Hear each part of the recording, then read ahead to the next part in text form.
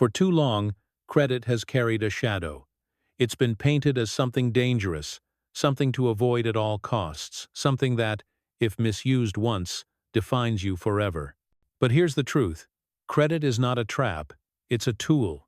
And like any tool, it can build or break depending on how you use it. This audiobook isn't about shame or fear.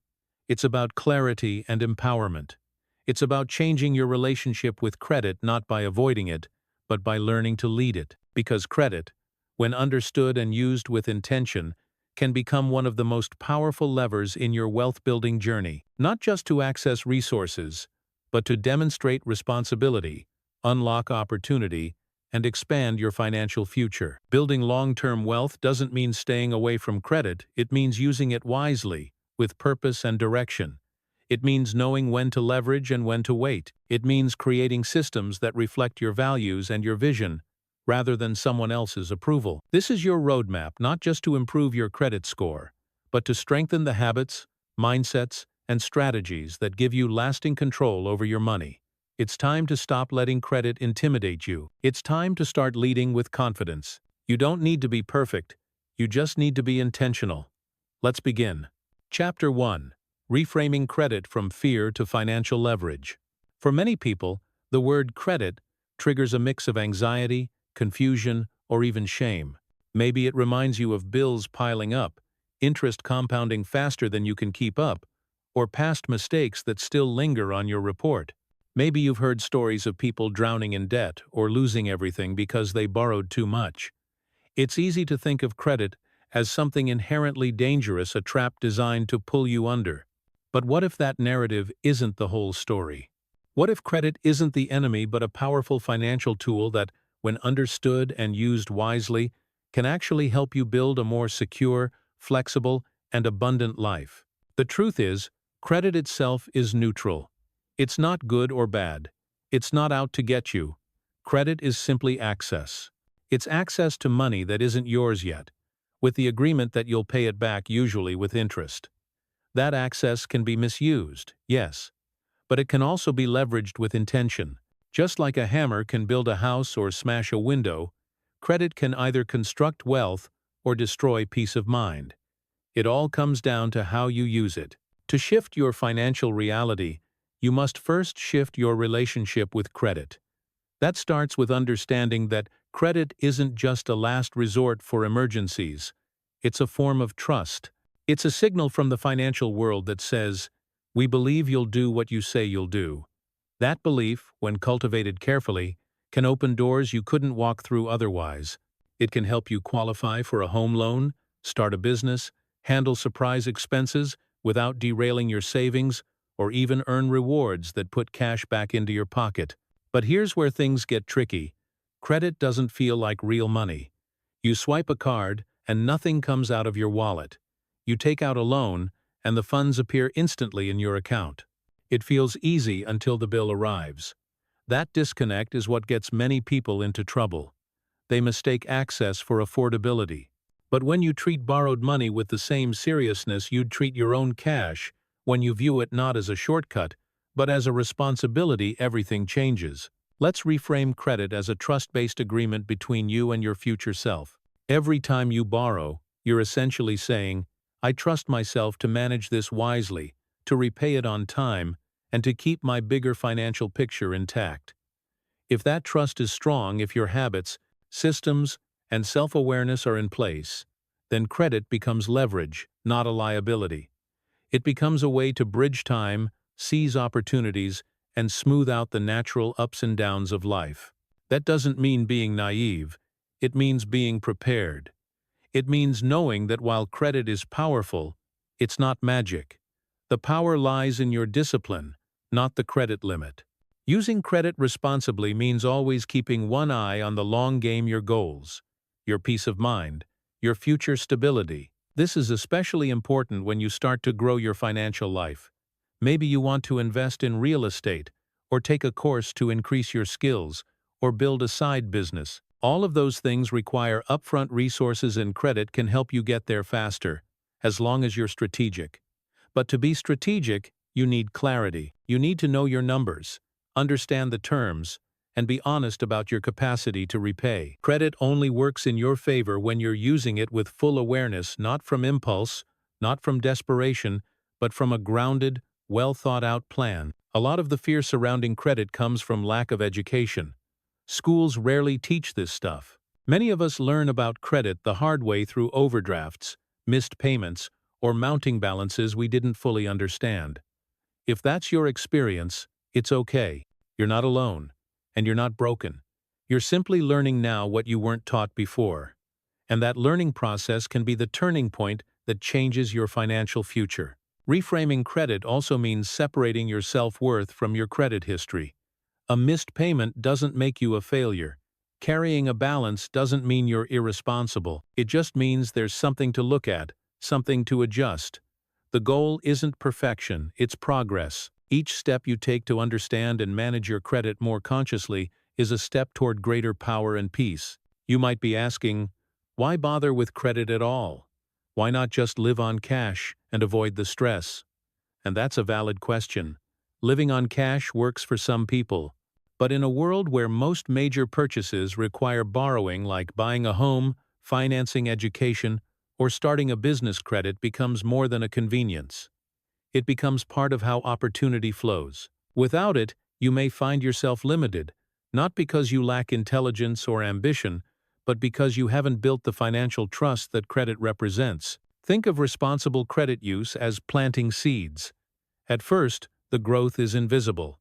You make payments, keep balances low, manage accounts carefully, and nothing big happens. But over time, those actions compound. Your credit score rises, your options expand, interest rates drop, doors that were once locked slowly begin to open, and you realize this wasn't about chasing approval, it was about creating choice.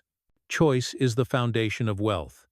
When you have options, when you can choose between a high-interest loan or a low one, when you can access funds during emergencies without stress, when you can invest in your growth without jeopardizing your security, you gain something far more valuable than just credit. You gain freedom. And freedom, in personal finance, isn't about having everything. It's about being in charge of what happens next. It's about saying yes or no on your own terms. That's what reframing credit is really about. It's not just about numbers, it's about agency. It's about turning something that once felt heavy into something that lifts you. So, as we move through the rest of this audiobook, keep this truth close. Credit is not the villain, and you are not at the mercy of it. You are capable, you are smart, and you are in the process of becoming someone who leads their financial life, not just reacts to it. By changing how you see credit, you change how you use it. And by changing how you use it, you unlock a future filled with more power, more options, and more peace. And perhaps what's most empowering about this entire reframing process is that it puts you back in the driver's seat. Credit doesn't have to be a passive experience, something that happens to you, something you dread opening statements about or feel ashamed to discuss. It can become something you lead, something you use intentionally, as a reflection of how clearly you've come to know yourself and your values. When you operate from this place of leadership, your choices change. You stop seeing a credit card as an invitation to spend recklessly and start seeing it as a trust-based tool, one that you use with purpose and discipline. You stop borrowing for the sake of now and start aligning every use of credit with a long-term goal. Maybe that's homeownership, maybe it's building a business, maybe it's simply having a backup plan that lets you sleep at night. But the shift is subtle and significant. You're no longer reacting to your circumstances. You're designing your life. And as with anything worth building, it doesn't happen overnight. It happens in small decisions, the ones no one sees but that add up over time. Choosing not to max out a card just because the limit was raised. Taking the time to understand the terms of a loan before signing. Making that extra payment not because you have to, but because you're thinking beyond this month's balance. These aren't dramatic gestures, but they signal something powerful: self-leadership in action. Eventually, the fear you once felt about credit begins to fade. Not because it magically disappeared, but because you replaced it with knowledge, with systems, with agency. You've learned that fear often shrinks in the presence of clarity. And now that you understand how credit works and how you work, you've begun building something far more valuable than a perfect score. You're building trust in yourself, and that trust becomes the foundation for every wealth-building move you'll make next. Because if you can lead your credit, you can lead your money. If you can lead your money, you can lead your future. And once you understand that truth, not just intellectually, but emotionally, you'll never look at credit the same way again. Chapter 2. The Mechanics of Credit: What You Need to Know to Play Smart. Credit is a game, but not one of chance. It's a game of knowledge, consistency, and self-control. And just like any game, if you understand the rules, you give yourself a massive advantage. But if you're playing blind, if you're guessing at how credit scores are calculated or what lenders are looking for, you're always going to feel like you're one step behind. So let's change that. Let's pull back the curtain and look closely at how credit actually works, because when you understand the mechanics, you can make the system work for you. And once you see it clearly, it no longer feels mysterious or intimidating. It becomes a framework. And frameworks can be learned, adjusted, and mastered. At the center of the credit system is something called a credit report. Think of it as a financial resume, a summary of how you've handled borrowing over time. It includes your history with credit cards, loans, payment timelines, credit limits, and how much you've borrowed in comparison to what's available. It's not just about what you owe, it's about how you manage what you're allowed to borrow. And just like any resume, what it says about you matters when you're seeking opportunity, whether that's buying a home, leasing an apartment, getting approved for a business loan, or sometimes even applying for a job. That report feeds into something many people obsess over: the credit score. While the number itself might feel random or mysterious, it's actually the result of a formula. It measures how reliable you are when it comes to handling borrowed money. And it's not there to shame you, it's there to help lenders assess risk.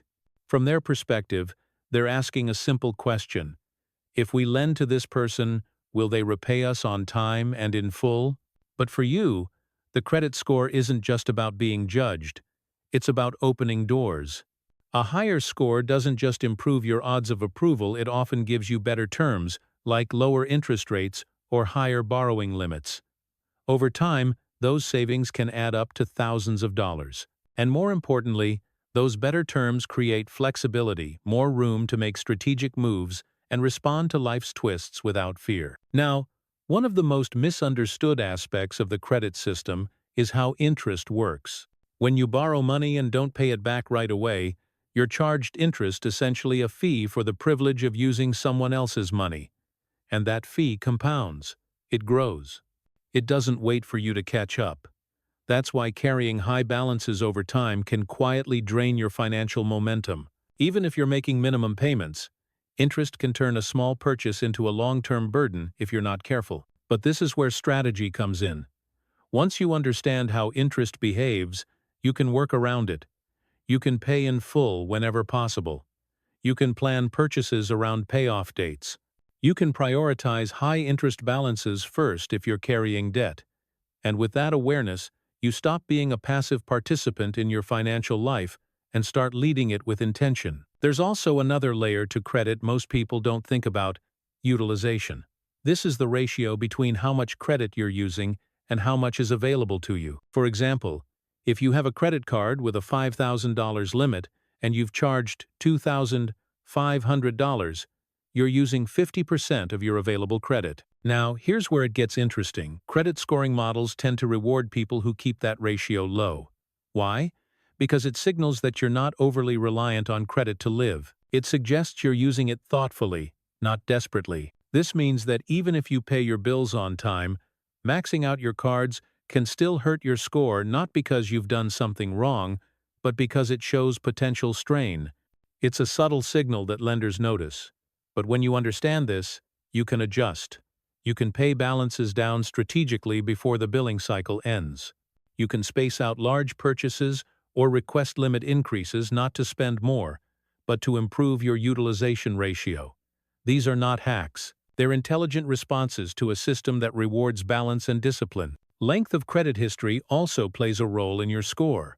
The longer your accounts have been open and managed well, the more trust you've built in the eyes of the system. This is why it often makes sense to keep older accounts open, even if you no longer use them often. That length tells a story.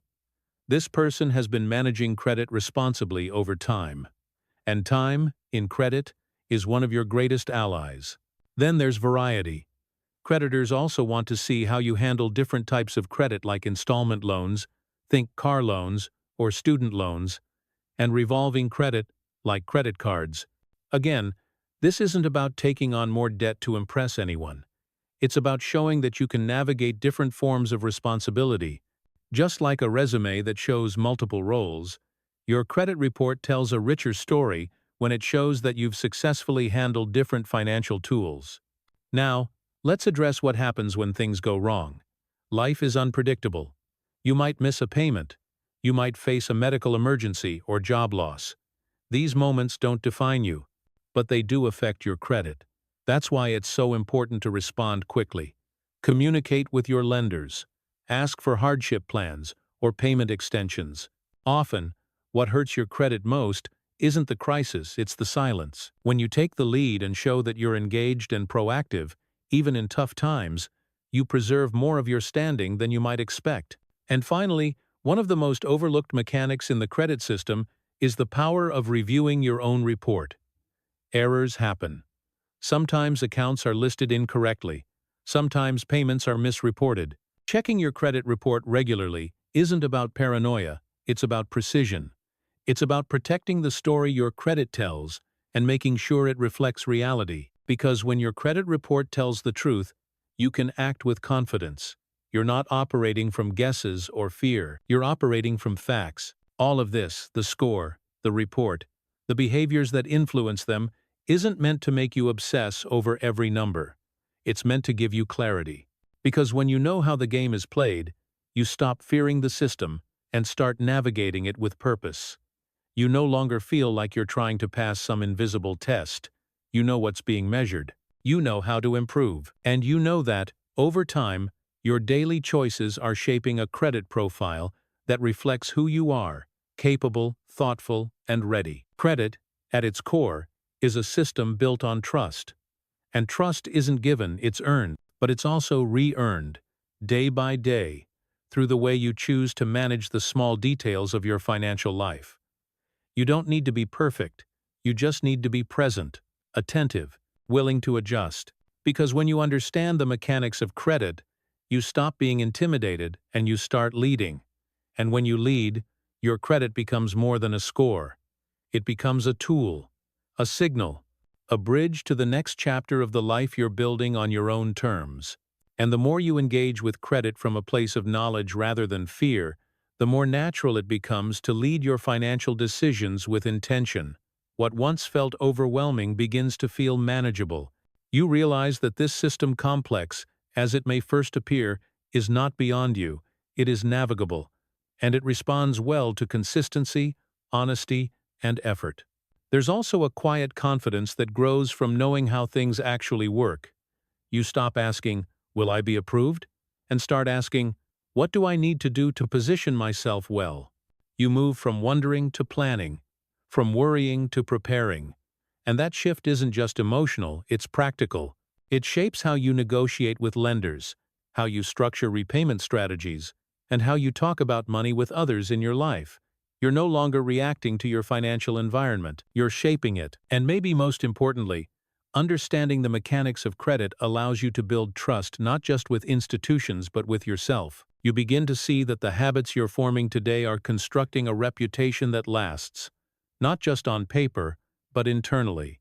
You're proving to yourself, step by step, that you can be counted on, that you can follow through, that you can build something strong and stable even in an imperfect world. This kind of self-trust isn't loud. It doesn't come from flashy wins or sudden breakthroughs. It grows quietly, each time you take a breath, face the numbers, and make a thoughtful decision. And over time, that trust becomes the bedrock of a financial life that's not only functional but free. Free from guesswork, free from shame. Free to focus not just on staying afloat, but on building a future worth reaching for. Chapter 3. Building Strong Credit Habits, the Foundation of Trust and Access. Good credit isn't built on chance. It's the result of consistent behavior, small, intentional actions repeated over time. Just as muscles are formed through repeated movement and resilience is developed through life's trials, strong credit habits are forged in the everyday decisions we make with our money. And while the numbers on your credit report may seem like data points from a spreadsheet, they're actually a reflection of your habits, your choices, your patterns, and ultimately, your relationship with financial responsibility. Building strong credit is not about chasing perfection. It's about creating a structure of trust that you can be counted on to handle financial agreements with care and consistency. Credit, at its core, is about behavior. It's a story you tell the financial world through action, not intention. You don't have to earn a massive income or be born into financial advantage to develop great credit. You simply have to commit to habits that signal reliability, responsibility, and awareness. The process often begins with clarity. When you know what credit behaviors contribute positively, such as on-time payments, managing your balances, and avoiding unnecessary new accounts, you're able to prioritize those actions, even when things get busy or stressful. You don't need to memorize every line of credit policy. What you need is rhythm. The kind of rhythm that turns effort into routine, and routine into results. Paying bills on time is one of the most powerful habits you can build. It seems basic, but its impact runs deep. Every on-time payment reinforces the idea that you honor your agreements. It signals that you are dependable, organized, and aware of your responsibilities. And when you make timely payments over weeks, months, and years, you create a consistent track record that becomes almost unshakable. This rhythm of reliability builds trust not only with creditors but with yourself. It proves that even when life is full, you make space to honor your word. There's also a deeper layer to consistency. It strengthens your identity. Every time you follow through, you're reinforcing a sense of self-leadership. You stop seeing yourself as someone who struggles with money and start seeing yourself as someone who takes ownership of your financial life. That shift in identity is subtle but powerful. It influences how you make decisions, how you view challenges, and how you respond when setbacks arise. Another critical habit is paying attention. Credit health is not something you can set and forget. It requires awareness. That doesn't mean obsessing over every number, but it does mean staying engaged, knowing when your payment is due, noticing if your balance is creeping higher than you planned, checking your statements for errors. Awareness is the opposite of avoidance. And while avoidance might feel easier in the short term, it erodes trust over time. Awareness, on the other hand, invites clarity, and with clarity comes choice. When you start paying attention, you also begin to anticipate. You prepare for the months when expenses might spike, and you plan ahead. You adjust your spending before the problem appears, instead of scrambling afterward.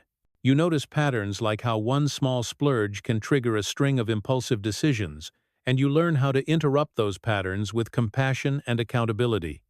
Paying attention gives you power, not the kind of power that comes from control, but the kind that comes from alignment with your goals, your values, and your longer vision. Then there's the habit of living slightly below your means. This is one of the most underrated strategies for building strong credit and long-term financial peace. When you give yourself margin not just to avoid overspending, but to create space for choice, you shift from survival mode into strategy mode. You have breathing room, and breathing room is where wisdom lives. It's where you can look at your finances with clarity and say, what matters most right now, rather than, how do I keep up? That space also protects you from unnecessary debt. It keeps you from relying on credit to cover gaps that could have been filled by foresight. And when you do use credit, you use it on purpose, not out of panic or habit. That purposeful use signals to creditors that you are thoughtful, not reactive. And that reputation pays off in ways that go far beyond interest rates. It changes the way people, institutions, and even opportunities respond to you. Another essential habit is choosing simplicity over complication. You don't need 5 credit cards to build credit. You don't need to juggle multiple accounts with confusing terms or variable interest rates. Often, the strongest credit profiles are built by people who keep things simple and consistent. They choose tools they understand. They set up systems that make success easier: automatic payments, scheduled check-ins, alerts that catch issues before they grow. Simplicity is not about limitation. It's about removing friction so that good habits can flourish. You also strengthen your credit habits by being proactive, not waiting until there's a problem to make a change, not waiting until you're declined for a loan to start paying attention. Proactivity means asking questions, learning how your credit profile works, and making small adjustments before they become urgent.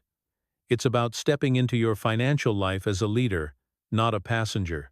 And that leadership, practiced consistently, reshapes the trajectory of your future. Even communication can become a credit habit. When life throws you a curveball, whether it's job loss, illness, or unexpected expenses, reaching out to your lenders can make all the difference. Creditors often have hardship programs, modified payment options, or grace periods that can preserve your standing while you recover. But they can only offer support if they know what's happening. Speaking up, even when it's uncomfortable, is a habit rooted in courage and self-respect. It shows that you value your reputation and your commitments, even in tough times. And let's not forget reflection. One of the most powerful habits you can cultivate is regularly pausing to ask yourself how your credit choices align with your bigger financial goals. Are your spending patterns helping or hindering your vision? Are your balances creeping up, or are you staying steady? Reflection is where growth lives. It's where you identify what's working, what needs adjusting, and where your energy is best invested next. Over time, these habits create a kind of internal wealth, a sense of stability and self-trust that no number can fully capture. You begin to feel grounded in your ability to respond wisely. You begin to see your credit not as a fragile system that could fall apart at any moment, but as a solid foundation you've built with care. You no longer dread statements or score updates. You greet them with curiosity, knowing that whatever they show, you have the tools to respond. These habits aren't glamorous. They don't show up on social media, but they are the foundation of long-term access, opportunity, and peace. They allow you to say yes to what matters and no to what doesn't. They put you in a position of choice, not desperation. And they remind you that wealth isn't just about how much you have, it's about how well you manage what you've been given. Strong credit habits don't demand perfection. They ask for presence. They ask for ownership. And most of all, they invite you to believe that you are capable of leading your financial life with wisdom, clarity, and strength. That's how trust is built in the small, quiet moments where you choose to follow through. And over time, that trust opens doors you didn't even know existed. Because when the financial world sees that you lead yourself well, it begins to follow your lead. And that is the beginning of true financial power. And perhaps the most beautiful part of building these habits is realizing that they spill over into other parts of your life. The discipline you practice in managing your credit becomes the same discipline you bring to your savings, your investing, your decision-making.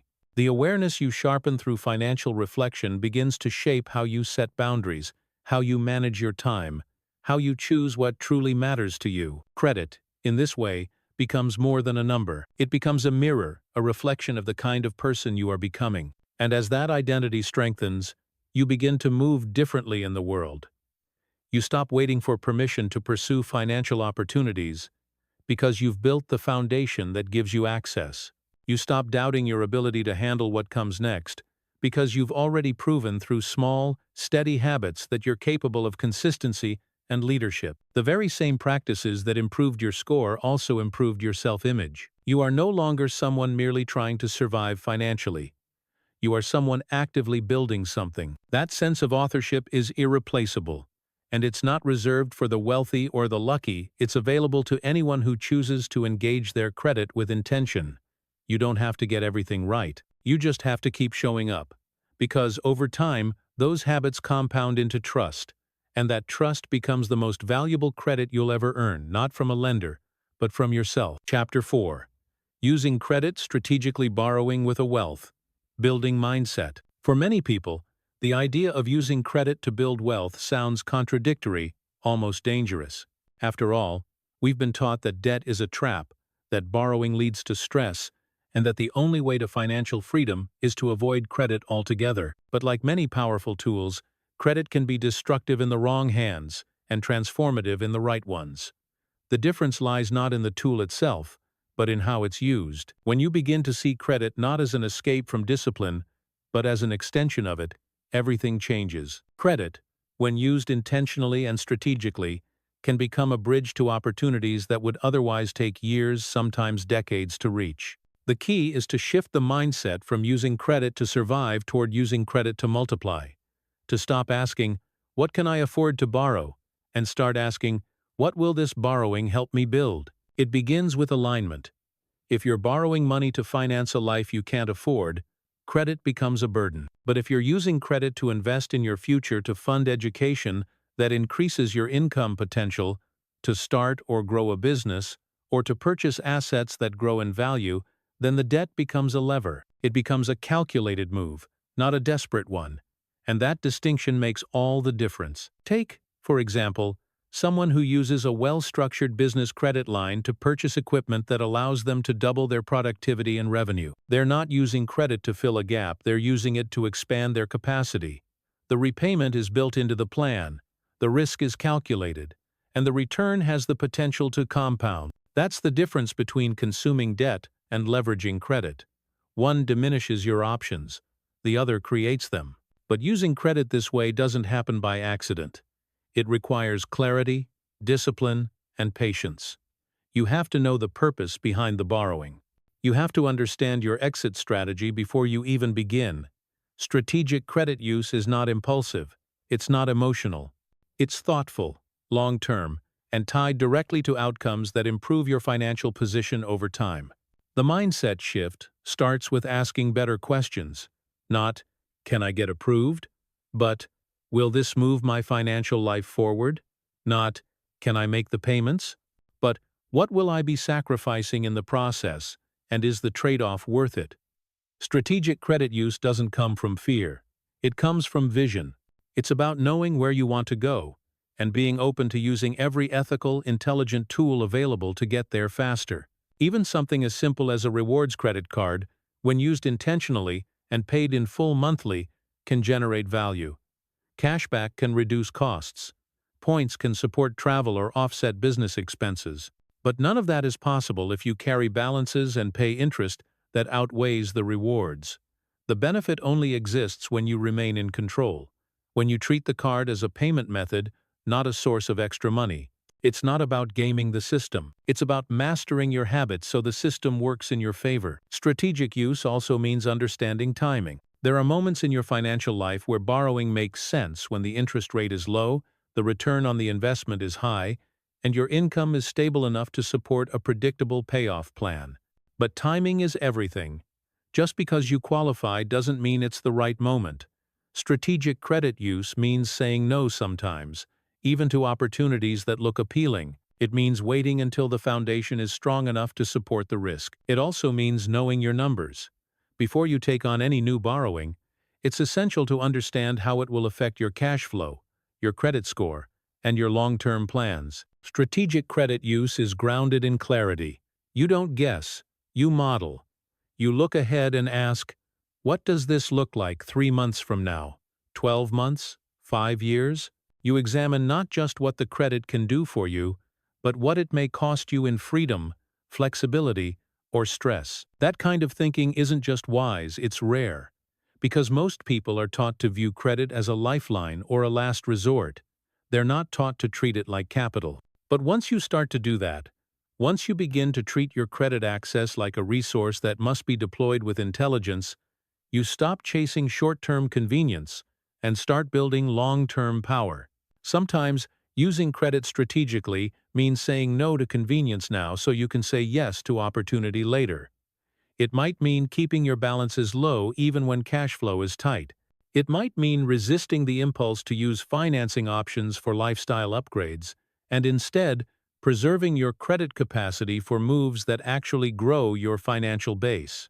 Delayed gratification isn't just about waiting, it's about preparing. It's about building reserves, maintaining margin, and protecting your ability to act when the right door opens. And when you do use credit, when the moment is right and the numbers make sense, do it with a full awareness of your plan. Know your terms, know the timeline, know your payoff strategy. Be honest with yourself about your discipline and track record.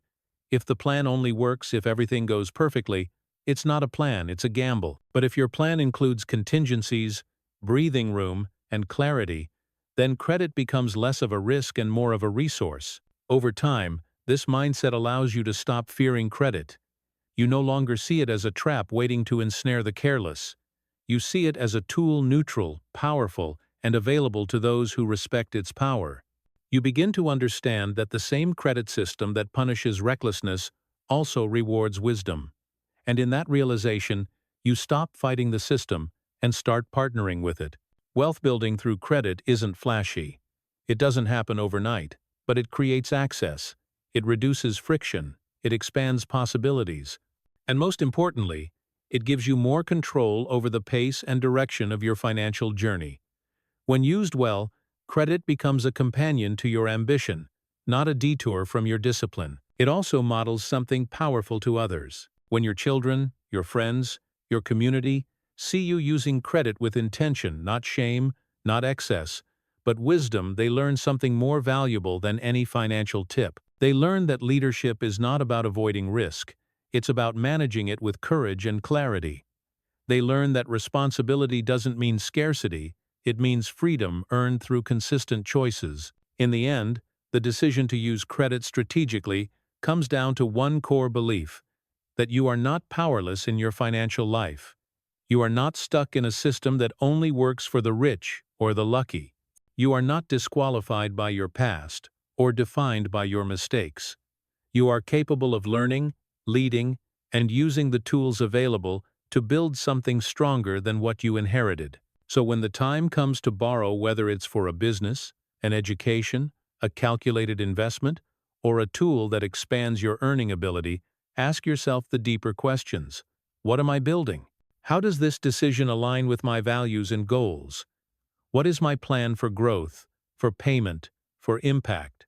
And then, with full clarity, take the step that leads you forward, not just into more spending, but into more strength. Because credit is not just about access to money, it's about access to possibility. And when you lead with wisdom, credit becomes one of the many tools you can use not to escape your limits, but to expand your future. And as you continue walking this path with intention, something subtle but profound begins to take shape. You start seeing the long game. You begin to recognize that strategic credit use isn't just about the transaction in front of you. It's about what that transaction enables over time. You realize that credit, when used thoughtfully, is a form of leverage, not just financial, but personal. It allows you to step into decisions that accelerate your vision. It gives you access to resources you can multiply, not just consume. But this level of intentionality also comes with greater self-awareness. You begin to understand that every borrowing decision is also a reflection of how you view yourself, your discipline, your worth, your future. Do you borrow from a place of fear, trying to keep up? Or do you borrow from a place of purpose, knowing exactly how this tool serves the next stage of your growth? The former keeps you in cycles. The latter breaks them. In the end, strategic credit use is less about what you can afford and more about what you're building.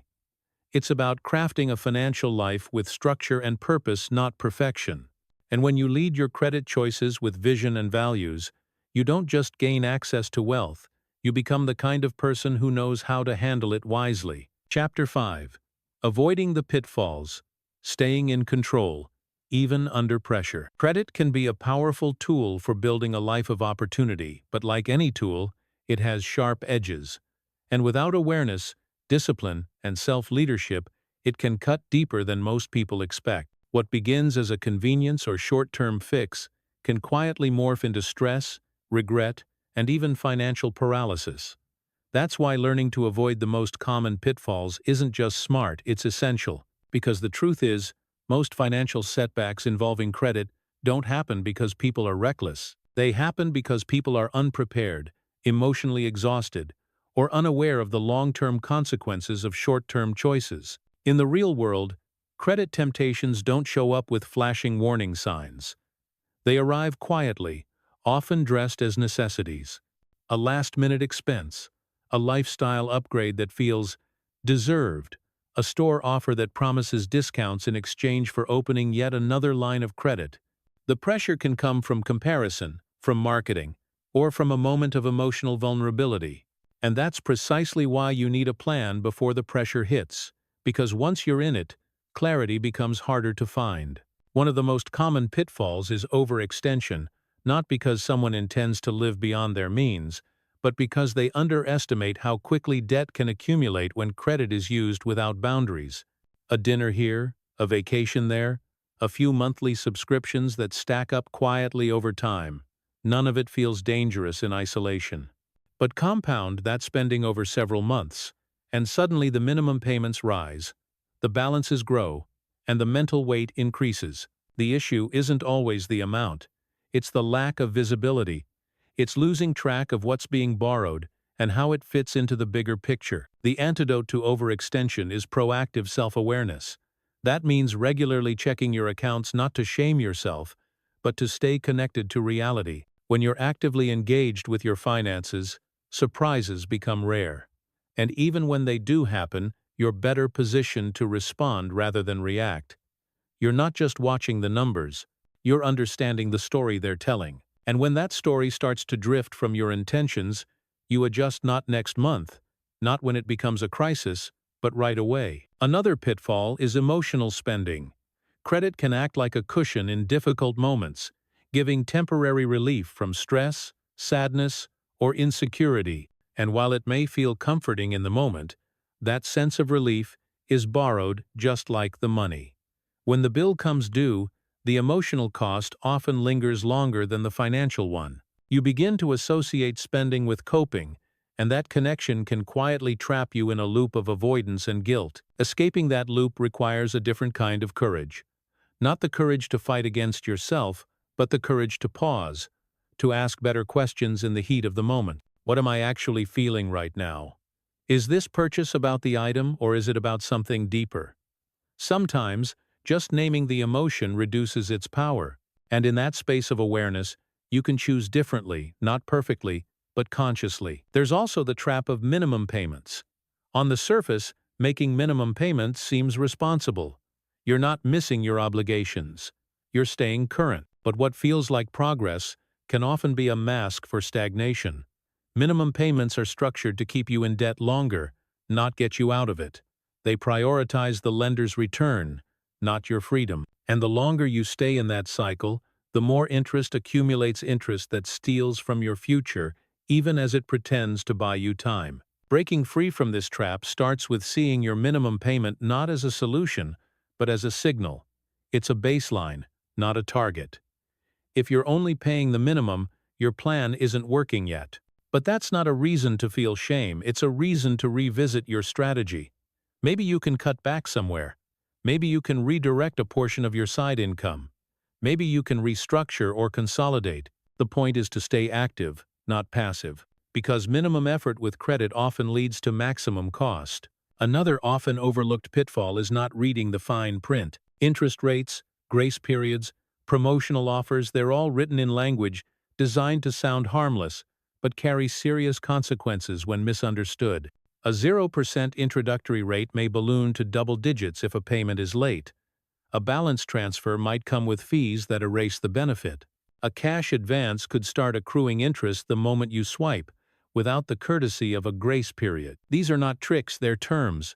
But without full understanding, terms can feel like traps. Avoiding this means giving yourself permission to slow down. You don't need to make financial decisions in the checkout line or under time pressure. Step back, read, ask questions, know what you're signing. There's no prize for speed, but there's lasting peace and clarity. And the more you understand what you're agreeing to, the less likely you are to get caught off guard later. A subtler danger lies in the social pressure to keep up.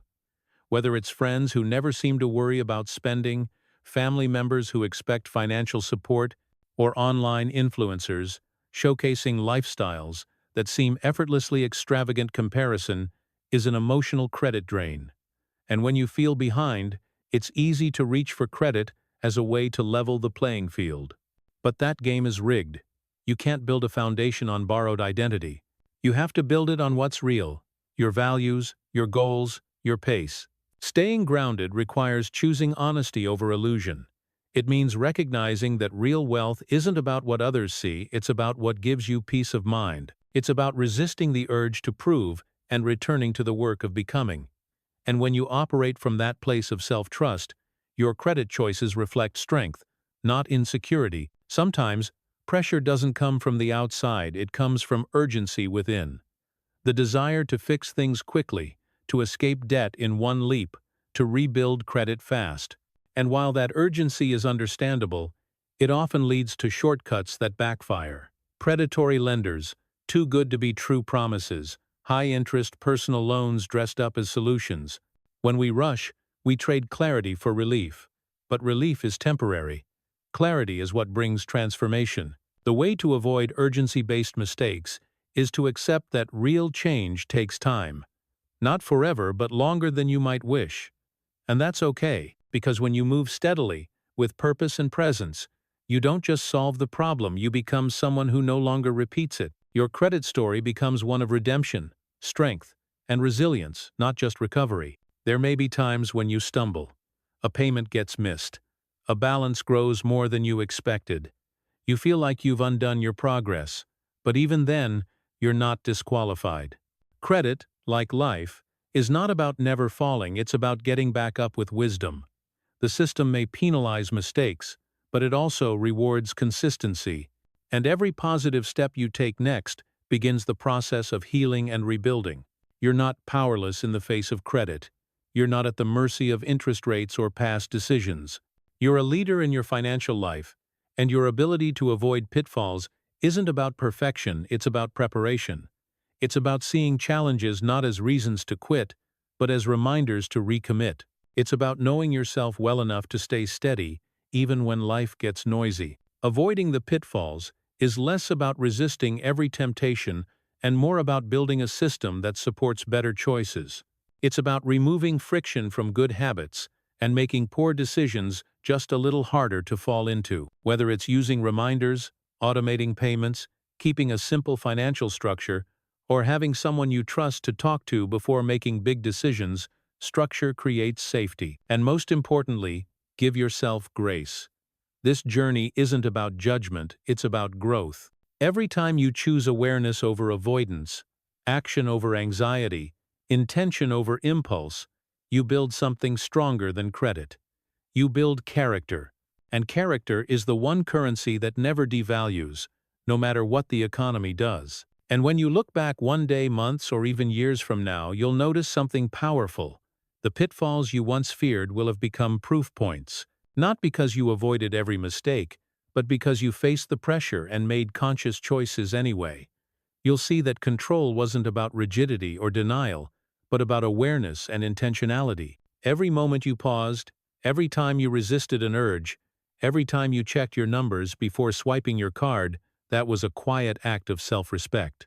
And together, those small moments add up to a foundation far stronger than any credit score alone could measure. They build not just financial control, but personal confidence, the kind that can weather any pressure without losing its center. Chapter 6. Long-term wealth and credit-creating systems that serve you for life. Building wealth with credit doesn't happen by accident. It happens through systems, not quick fixes, not one-time wins. Systems, structures, you return to even when life gets messy. Habits that function even when you're tired or distracted. Guidelines that outlast moods, seasons, and setbacks. Because wealth isn't just the result of a few smart decisions, it's the outcome of small, repeatable decisions made over time, stacked together by a person who refuses to quit. When it comes to credit, systems provide clarity where emotion tries to take over. They keep you anchored when the noise of the world tempts you to overspend, delay, or compromise your long-term vision for short-term comfort. Systems don't remove the pressure, but they protect your decision-making process in the face of it. They help you stay steady in your standards, even when life feels unstable. So what does a healthy credit system look like? First, it starts with automation, not because you're trying to disconnect from your money, but because you want to reduce decision fatigue. When your payments are automated, you eliminate the mental bandwidth it takes to remember deadlines. You reduce the chance of missing something because life got busy. You give yourself one less thing to worry about, And in a world full of financial distractions, that's a gift worth giving. But automation alone isn't enough. You also need visibility, a system that helps you see what's happening with your credit in real time. That might be as simple as reviewing your credit card app every Sunday evening, or checking your credit report every 3 to 4 months, or setting a reminder to assess your overall debt-to-income ratio once a quarter. These aren't tasks, they're touchpoints. Opportunities to stay in relationship with your financial health. Long-term wealth isn't built by people who are perfect. It's built by people who stay connected. People who check in, even when they're scared. People who adjust, even when it's hard. People who refuse to look away from the truth, because they know that truth is the only place real power starts. And real systems are rooted in alignment. If you're managing your credit in a way that constantly stresses you out, it's not sustainable. Your credit system should reflect who you are, how you think, how you function. That might mean using low-limit cards to protect yourself from overuse. It might mean choosing one credit card with strong reporting benefits, instead of juggling 5 accounts. It might mean setting a personal rule to only borrow what you can pay off within 60 days, even if the terms give you more time. The goal is not to copy someone else's method. The goal is to design a system that supports your values, your boundaries, and your life rhythm. A system that stays upright even when you're not at your best, because life will bring seasons of chaos. The question isn't whether you'll ever be tested. The question is whether your system will hold when you are. And here's something many people forget. Your credit system isn't just about debt, it's also about opportunity. When you use credit wisely over time, you open doors that might otherwise stay closed. You qualify for better mortgage rates. You gain negotiating power when starting a business. You gain credibility in the eyes of lenders, investors, and sometimes even employers. Good credit isn't just a number, it's a reputation. And a good reputation creates options. Options give you leverage. Leverage, used wisely, builds wealth. So ask yourself, what kind of options do I want 10 years from now? What kind of flexibility do I want in my career, my housing, my investments? If you want that freedom, build the system now. Don't wait until you need credit to care about it.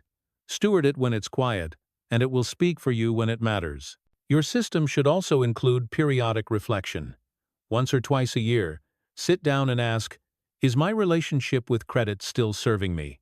Not just technically, but emotionally, mentally, strategically. Are you using credit to build or to escape? Are you borrowing as a tool or as a crutch? Has your usage crept upward without a plan? Are your rewards and benefits actually adding value to your life, or just adding more noise? The beauty of a system is that it can evolve. You are not locked into what you designed a year ago. You're allowed to grow. You're allowed to shift. And in fact, that's the point. Because as your income increases, your goals expand, or your life circumstances change, your credit strategy should shift with it.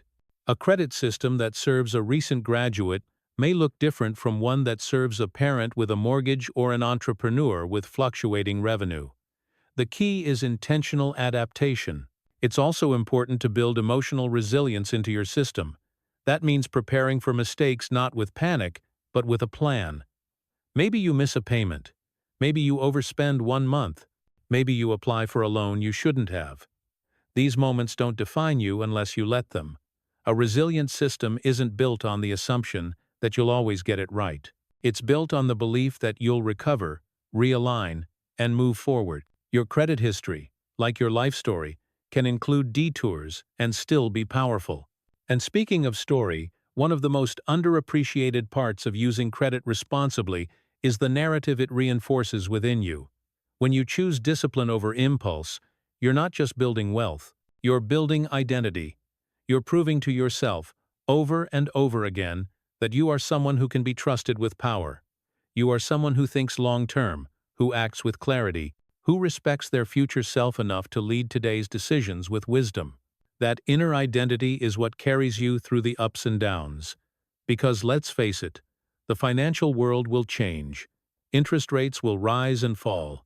Markets will swing. Products will come and go. But a well-rooted system, aligned with a strong identity, will hold steady. And that stability is worth more than any reward point or credit perk. It gives you peace. It gives you space. It gives you the rare and powerful ability to act, not from fear, but from vision. And that's the final piece of this chapter, and maybe the most important. Your system should serve your vision.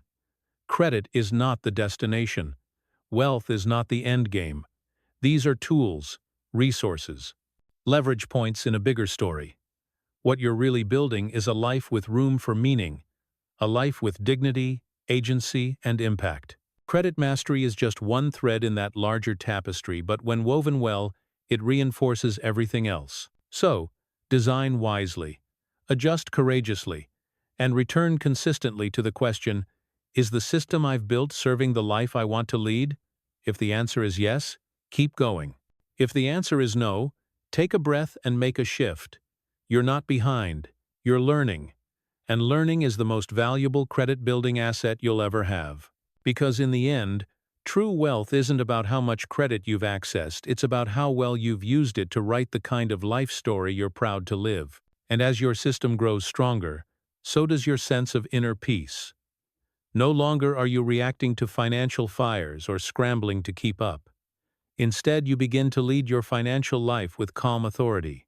You don't feel the need to chase the next trend or prove yourself through possessions, because you've already done the deeper work of alignment. Your credit system now functions like a quiet engine beneath your success, steady, efficient, and reliable, giving you the mental space to focus on bigger goals, investing in yourself, supporting your family, building something that matters. This is where long-term wealth truly takes shape, not as a sudden windfall, but as a rhythm of intention, adjustment, and integrity. You've stopped seeing credit as a quick escape or a safety net, and started seeing it for what it can be, a ladder.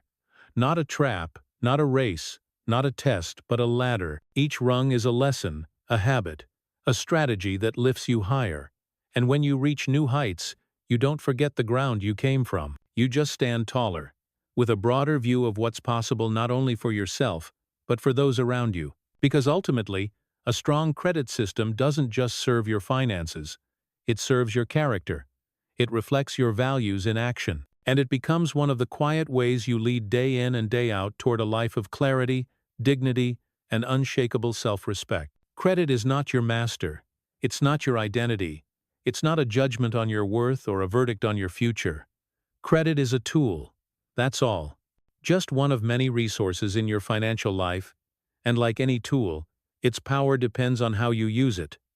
Used with clarity, it can open doors. Used with strategy, it can multiply what you already have. And used with wisdom, it can help you build a life of stability, freedom, and purpose. But here's the real truth. It's not about credit. It's about leadership, your leadership, the ability to make decisions not from fear, but from vision. The courage to pause, to plan, and to act with consistency even when the world around you is loud and fast. The discipline to choose long-term peace over short-term ease. The willingness to learn from mistakes and keep moving forward anyway. That's what you've built throughout this journey. Not just knowledge, but capacity. Not just tactics, but transformation. You've taken back the narrative. You're no longer chasing approval or reacting to pressure. You're charting a path. You're using credit, not being used by it. And that's powerful. Because it means you are the one behind the wheel. Whether you're rebuilding from setbacks or growing toward new goals, you're not waiting on permission. You're not hoping the system will give you a chance. You're creating that chance, step by step, choice by choice. So keep going. Keep designing systems that reflect who you are. Keep leading your financial life with intention. And always remember, you are in control. Credit doesn't own you. You lead it. And with that kind of leadership, there's no limit to the wealth, freedom, and impact you can build not just for yourself, but for every life you touch.